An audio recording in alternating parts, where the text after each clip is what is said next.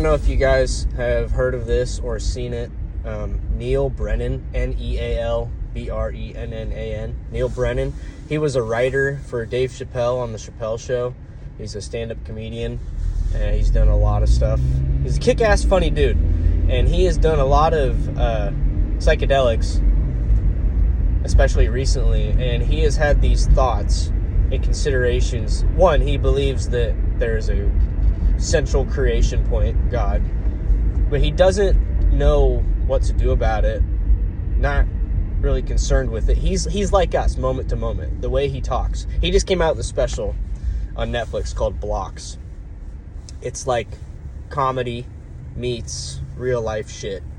And comedy, the funny thing about comedy is it is typically based in reality or possibilities or necessarily things that we have heard that have happened summed up into a story. Like, it's extreme. Like, it's relatable. It's human. Typically. And Neal Brennan, through these psychedelic experiences, he believes there's a God. And he also believes that there is something wrong with him. And he doesn't know what. He is where he's at in life. And everything that has happened brought him here. And everything where he is going is where he's headed. He doesn't have that same expectation that we have in knowing that Christ is already complete and already perfect. And has already died, been entombed, dead for 3 days, roused from among the dead. The firstborn from among the dead. And the funny thing about Neal Brennan's stand-up was he's a comedian, so it was hilarious. You guys will enjoy it if you listen to it, I think. But regardless, he just is human. And he's very human about it. And he has his beliefs and his agendas and his plans. And he also knows that those are subject to change, just as everything is subject to change. The only constant there has ever been, is, and will ever be is God. God is the only constant in this scientific study of life that we call Eon 3 terrestrial Earth. Now, there were humans in Eon 2, and that was a different type of experience. God, relatively, would do a lot of different things throughout the first, second, and third eons. And we know that come the fourth eon, there's going to be a big change as righteousness will go out through the law of God, the righteous law of God given to Israel. And people will be able to do the law when it comes to the 1,000-year kingdom because they will recognize their Messiah. That's the whole reason they can't do the law right now, Israel, is because they do not recognize their Messiah. And because we are in a time of faith, which is belief not through necessarily observation, but faith is a belief through not observing. That's what sets Christ apart from everyone else, is he didn't see life after death or through death. When Christ was giving up his spirit to God, nullifying his own life, dying, giving up his life and dying and giving it up to the Father absolutely took that life from God. Relatively, Christ 100% gave up his life. And only Christ was acceptable in that state. Only Christ is sufficient to cover the sins of all humanity and creation and spiritual beings and the adversary, Satan himself, you, me, Saul of Tarsus, formerly. And a lot of people in religion want to look back on history and consider that to be what things are now.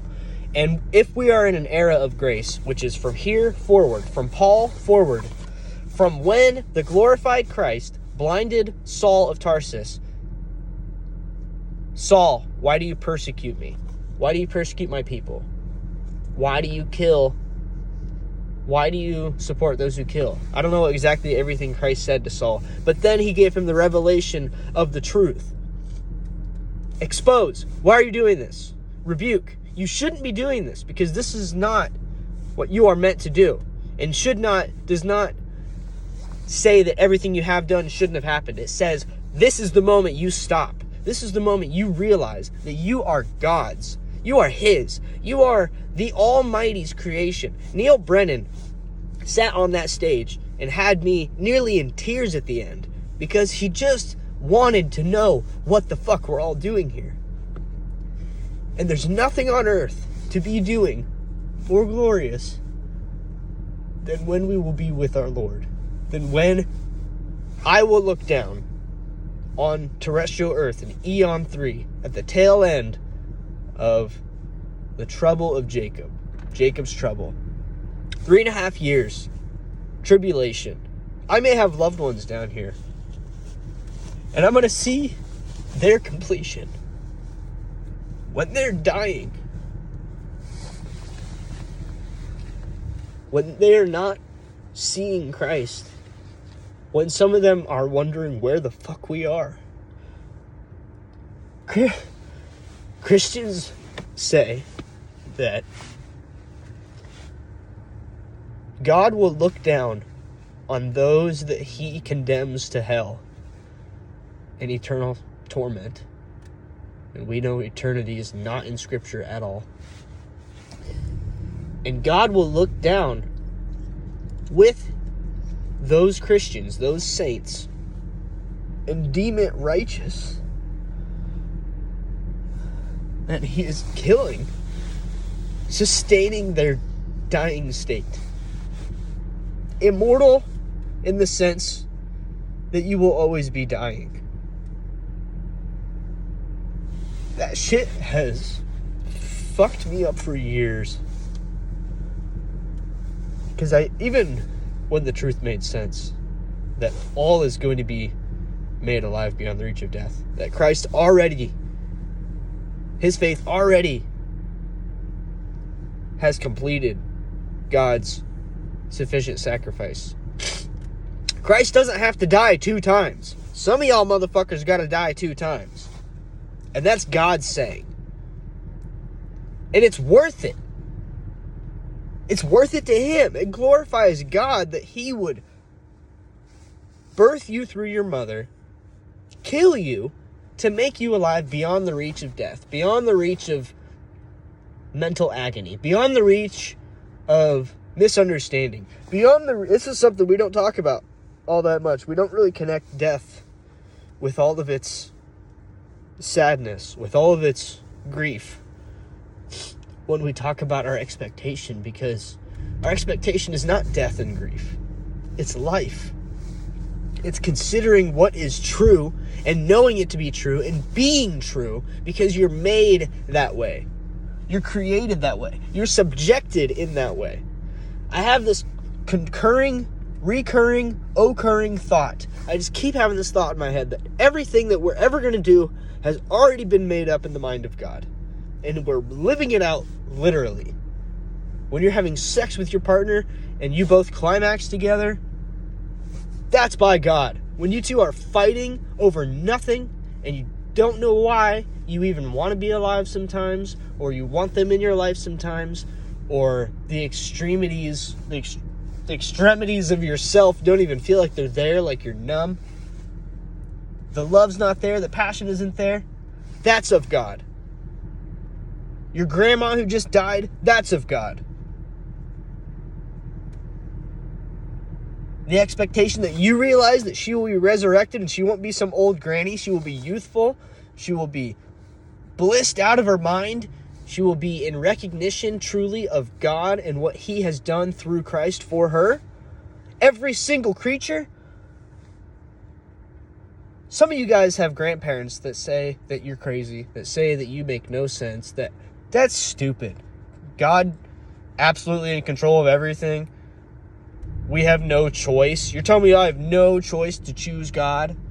Well, I chose God 45 years ago, and you're going to burn in hell for your I don't even know the word.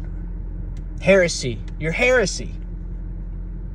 And we look at them, smiling, knowing, maybe beaten the fuck down by someone we love who doesn't believe us. And then there's people that don't believe in God at all. And thank God that they don't believe in God at all, because I'd rather them do that than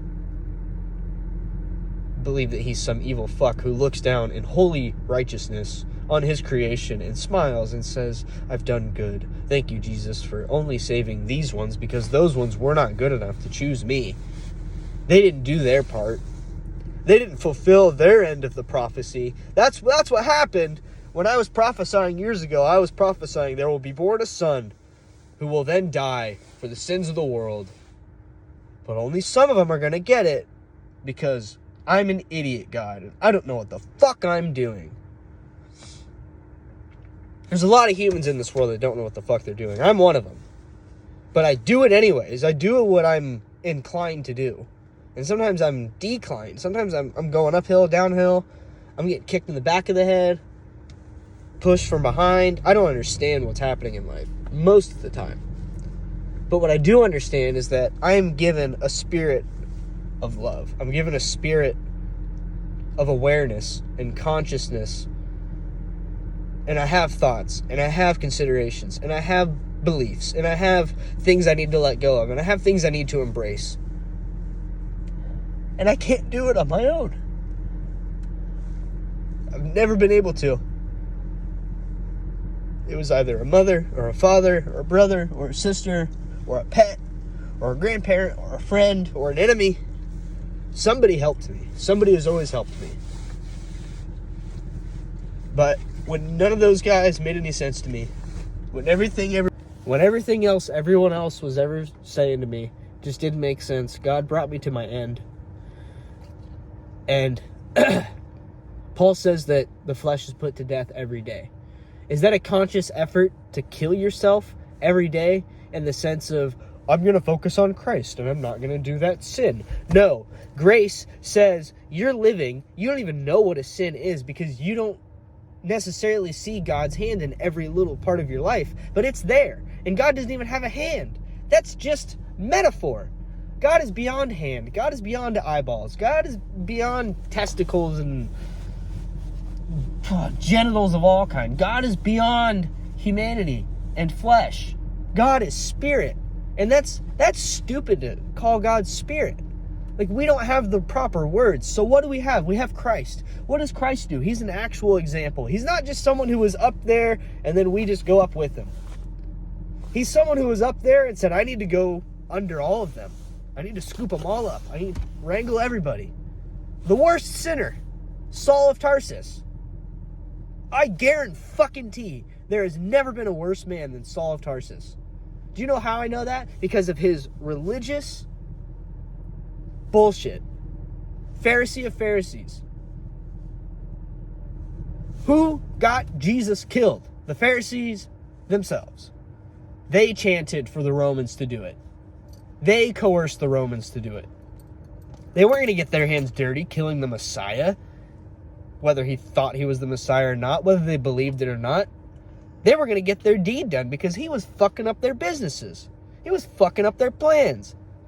You don't walk through the streets of Jerusalem in nice attire and fine jewelry and praying out loud to people when there's some guy over there who calls himself the Son of God who's actually healing people, who actually is a carpenter, who actually probably has to wipe his own ass, who actually goes through all the shit,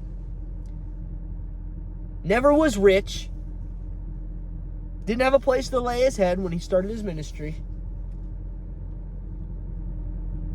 and yet God sustained him everywhere he went. Crowds chased him. Jesus evaded and eluded. He got away from crowds because they were too much. They were overwhelming. They wanted something that he yet was not going to give them. The woman at the well. Christ gave her living water. He gave himself to her.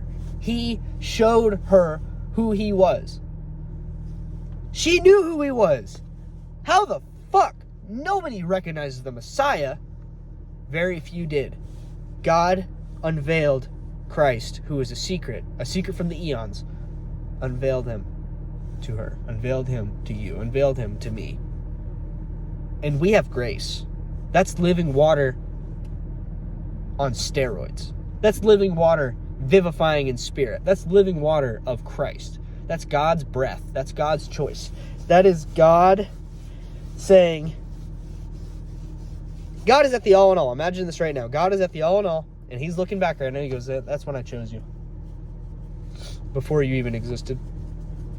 In my own mind, before Christ existed, other than in my own mind, God says, God at the all in all, happy as he is right now, happy as he was when he was all in himself, he sees you here right now and knows that you are crucial.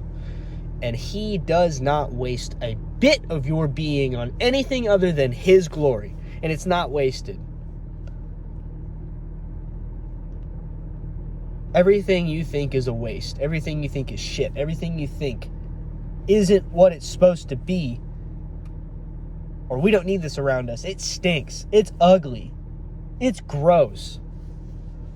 This suffering, this pain, this illusion, this discombobulation of bullshit is of God. And he glorifies himself. He plants you, a little seed, in the ground, dead, dark, covered up. Puts some poop on you, waters you, and makes you grow. Grow up toward the sun, to be as the sun is. We are sunflowers. And soon we will be sunflowers that don't scorch up. We will be as Christ is. We won't whittle away. We won't do anything other than everything we've always been meant to do. And we will understand it in bodies that can handle it, and minds that can comprehend it, and see to the end, and see through to the end. Not leap over all the crap, through the crap. We're going to go reconcile celestial beings. We're going to go take care of what has always been needing to be taken care of in the story of God. This right here, all of the eons, I'm telling you guys, is a baby book on the shelf. A baby book on the shelf, full of everything that we will experience in the multifarious wisdom of God, in a library that never ends, stories that never cease, love that persists and envelops and continues to grow and continues to believe and continues to be and continues to see and understand that you are crucial and that he is God and that Christ is the perfect image of the one who is making us all alive. These eons, it's a 5-chapter little baby book, and it's going right on the shelf, and then we're all going to discover the multifarious wisdom of God as he intended, as he has always intended. And I believe that there is no end to God, and that he is already beyond time and space, if we can comprehend this, has already planned everything we will ever do. Because I don't know if you guys have ever heard a choir sing or an orchestra play music, but it sounds beautiful when you have one violin. But when you have 25 violins and 15 cellos and 10 basses and tambourines, shit, have a flute. I don't know, throw a guitar in there, throw a drummer. Throw the maestro in there. Throw the guitar. Throw Eddie Van Halen in there. Here's what we're going to do. We're going to keep going. We're going to keep suffering. We're going to keep enduring, knowing that God saved your crazy grandma who was religious and condemned people and read the book, Holy Bible, 20 times front to back, King James only. Fuckers. You fuckers. You don't leave a fucking pro job to a rookie. You get at the KJV, huh? No, King James Version is full of 20,000 plus errors. I gotta go to work, guys. I love you guys. Stay crucial. I gotta meld these videos together because my alarm went off at one point. Grace, love, peace. Stay crucial. Here's Honda. He's just like, let me the fuck out. I need to go potty. Alright. Stay crucial, guys. Christ has already accomplished everything for us. What do you have to do other than herald? Opportunely, inopportunely. Just be Christ, because that's what you're made to be. You're not Jesus. Just like God is a title, Christ is a title. God the Father. Father, it's more intimate. Christ is a title, Jesus is the name. I mean, whatever his name is in Hebrew or whatever. It's a title.